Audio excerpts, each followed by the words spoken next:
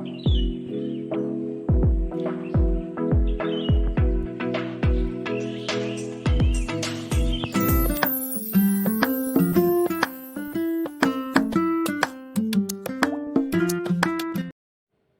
Friends, Radhe Radhe. आज हम जिस टॉपिक पर बात करेंगे वो है गुलाब का पौधा। नवंबर का महीना जैसे सर्दियों की शुरुआत, और इस नवंबर मंथ में अगर आप अपने रोज़ के पौधे में कुछ इम्पोर्टेंट काम करेंगे तो आपका पूरा सर्दी भर प्लांट बहुत अच्छी फ्लावरिंग करेगा और बहुत अच्छी ग्रोथ भी करेगा। तो आइए देर ना करते हुए वीडियो को शुरू करते हैं। तो पहला पॉइंट है हमारे रोज़ प्लांट को रीपॉटिंग करना। अगर आप इस टाइम अपने रोज़ प्लांट को रीपॉट करना चाहते हैं या उसकी मिट्टी चेंज करना चाहते हैं, या आपका प्लांट किसी छोटे पॉट में लगा है और आप उसको बड़े पॉट में लगाना चाहते हैं, तो ये नवंबर का मंथ इन कामों के लिए सबसे बेस्ट है। आप इस मंथ में अपने रोज़ प्लांट को किसी दूसरे पॉट में चेंज भी कर सकते हैं, इसकी मिट्टी भी चेंज कर सकते हैं। दूसरा पॉइंट है नए गुलाब के पौधे को लगाना। अगर आप नया पौधा लगाना चाहते हैं तो आप इस समय नर्सरी जाकर कोई भी नया पौधा रोज़ का अलग अलग कलर के अलग अलग वैरायटीज़ में ला सकते हैं। इस टाइम ईज़िली मिल जाते हैं और ये टाइम सबसे बेस्ट है नया पौधा लगाने के लिए, क्योंकि इस टाइम रोज़ में बहुत अच्छी फ्लावरिंग होती है और ये बहुत अच्छा मौसम है रोज़ के लिए। तीसरा पॉइंट है रोज़ प्लांट को धूप में रखना। आप अपने रोज़ प्लांट को किसी ऐसी जगह रखिए जहां उसको 4 से 5 घंटे की धूप मिले। इस टाइम में सर्दियों के मौसम में भी उसको 4 से 5 घंटे की धूप चाहिए। धूप मिलने से पौधे में आपके जो फूल का साइज छोटा हो रहा था वो बड़ा होगा, जो कलर डल आ रहा था वो उसका कलर ब्राइट होकर आएगा, और आपके प्लांट में फंगस नहीं लगेगा। आपके प्लांट में आप पानी देते हैं, मिट्टी नहीं सूखती है, धूप में रहेगा तो उसकी मिट्टी भी अच्छे से सूखेगी, तो उसमें फंगस नहीं लगेंगे, कीड़े नहीं लगेंगे। तो धूप में रखने के हम बहुत सारे बेनिफिट मिलेंगे हमारे प्लांट को, और भर भर के फूल खिलेंगे। तो हमारे गुलाब के पौधे को धूप में रखना बेहद ही ज़रूरी है। चौथा इम्पॉर्टेंट पॉइंट है ड्रेनेज होल। अगर आपके गुलाब के पौधे के जो पॉट है उसका ड्रेनेज होल सही नहीं है और आप अपने प्लांट में पानी डालते हैं, उसका पानी नहीं निकलता है, या उसका छेद बंद हो गया है, या मिट्टी नहीं सूखती है, तो आपको उसका ड्रेनेज होल सही करना पड़ेगा। आपको अपने पौधे को दोबारा से निकाल कर उसको उसका ड्रेनेज होल सही करके उसको दोबारा से रिपोर्ट करना पड़ेगा। तो आपका जब मिट्टी सही रहेगी तो आपका प्लांट भी सही रहेगा, आपके प्लांट की रूट्स गलेंगी नहीं। मिट्टी को चेंज करने से आपके प्लांट में काफ़ी सारे फ़ायदे देखने को मिलेंगे, जिससे जैसे उसको नई ताकतवर मिट्टी मिल जाएगी और उससे उसकी ग्रोथ में काफ़ी हेल्प मिलेगी। अगला पॉइंट है हमारे रोज़ प्लांट को पानी कितना देना चाहिए। आप देख सकते हैं मेरी मिट्टी कितनी सूखी हुई है, ड्राई है, क्योंकि मैंने इसको पानी कल नहीं दिया था, एक दिन गैप करके दिया है मैंने पानी। अगर आपके प्लांट की मिट्टी गीली है तो आप उसे एक दिन पानी गैप करके दें। देखिए जिस तरह से इस पॉट की मिट्टी आप देख रहे हैं, इस पॉट की मिट्टी आप गीली देख रहे होंगे, इसकी गीली है मिट्टी। तो अगर आपके पॉट की इस तरह से मिट्टी है तो आप पानी ना दें। देखिए मेरे किसी पॉट की मिट्टी गीली है, क्योंकि मैं हमेशा जिस पॉट की मिट्टी गीली होती है मैं उसको पानी नहीं देती। और आप इधर देख सकते हैं इसकी मिट्टी सूखी हुई है, तो मैं आज इसमें पानी दूंगी क्योंकि इसकी मिट्टी बिल्कुल सूखी हुई है, देख सकते हैं। देखिए आप इस तरह से मिट्टी चेक करके ही पानी दीजिएगा, क्योंकि जो नए गार्डनर होते हैं, बिगनर्स होते हैं, उनको नहीं इतना अंदाज़ा होता है, लेकिन जो करने लगते हैं गार्डनिंग उनको थोड़ा हो जाता है। तो मुझे इतना ये ऐसे चेक करने की ज़रूरत नहीं है, मुझे पता है कि मेरे कौन से प्लांट की मिट्टी गीली है और कौन से प्लांट की मिट्टी सूखी है। आप देख सकते हैं, और इसकी मिट्टी आप देख सकते हैं। अगला इम्पॉर्टेंट पॉइंट है कि आपका जो ग्राफ्टेड नोड है इसके नीचे से अगर कोई ब्रांचेस आ रही है तो आपको उसमें कभी भी फूल नहीं देखने को मिलेंगे, तो आप उसको ना निकलने दें, क्योंकि वो आपके प्लांट की एनर्जी वेस्ट करता है। जैसे कि इस तरह आप देख सकते हैं, ये जो निकल रहा है, ये जो आ रहा है, इसमें कभी भी फूल नहीं आएंगे। तो हमें आप इसको आने नहीं देना है, क्योंकि ये हमारे प्लांट की एनर्जी वेस्ट करता है। तो इसको आप ऐसे निकाल सकते हैं। आप देखिए इस तरह से, ये देखिए ये आ रहे हैं ना, ये नई ब्रांचेस जो आ रही हैं, ये ग्राफ्टेड नोड यहाँ है, और यहाँ के जो नीचे से आ रहे हैं इनमें कभी भी फूल नहीं आएंगे। तो आप इनको ऐसे तोड़ दें।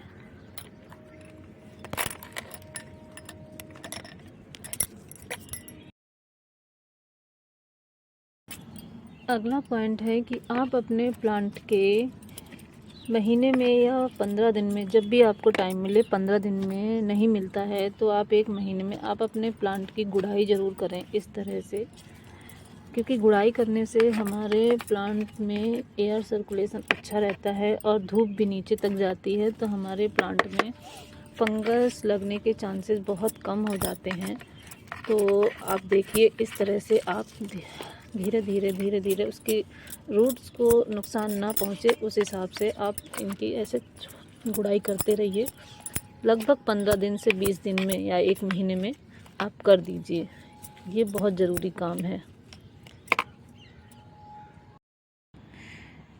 इसके साथ ही अगर आपके रोज़ प्लांट की पत्तियां मुड़ रही हैं, सिकुड़ रही हैं, या पत्तियों में काले धब्बे आ रहे हैं, तो वो प्लांट आप अलग रख सकते हैं, क्योंकि उस प्लांट में कीड़े या फंगस लग चुका होगा। तो जैसे कि ये पत्तियां हैं, आप देख सकते हैं, तो इस प्लांट को मैं अलग रखूँगी। और आप एक काम और कर सकते हैं, जैसे ये पत्तियां ऐसे तोड़ के अलग कर सकते हैं।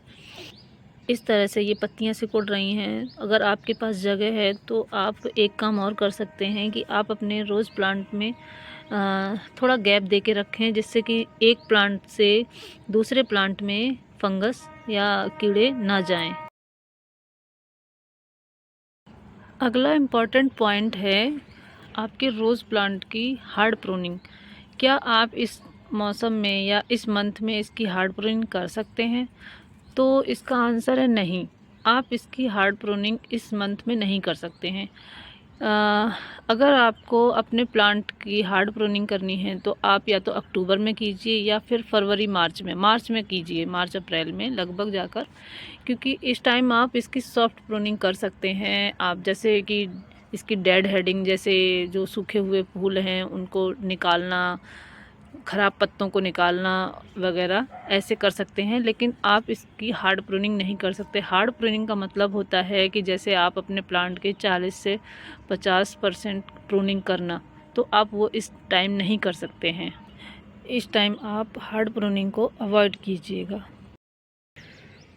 इसके साथ ही अगर आपके पास कोई ऐसा प्लांट है जिस पे आपने अभी सॉफ्ट प्रूनिंग की है और उसकी ग्रोथ अच्छी नहीं हुई है, तो आप उस पे पानी का स्प्रे कर सकते हैं दिन में 1 बार, सुबह के टाइम।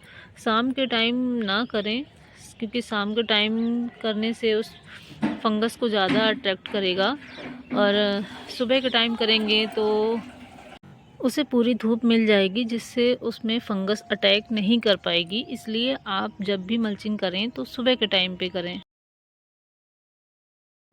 जो कि हम होममेड फर्टिलाइज़र के बारे में बात करेंगे, तो सबसे पहला फर्टिलाइज़र है चाय की पत्ती।